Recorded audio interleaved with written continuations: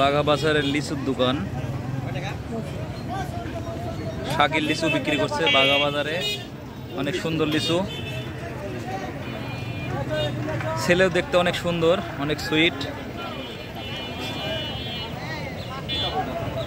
আমার বৌমাকে দেখতে অনেক সুন্দর সুইট।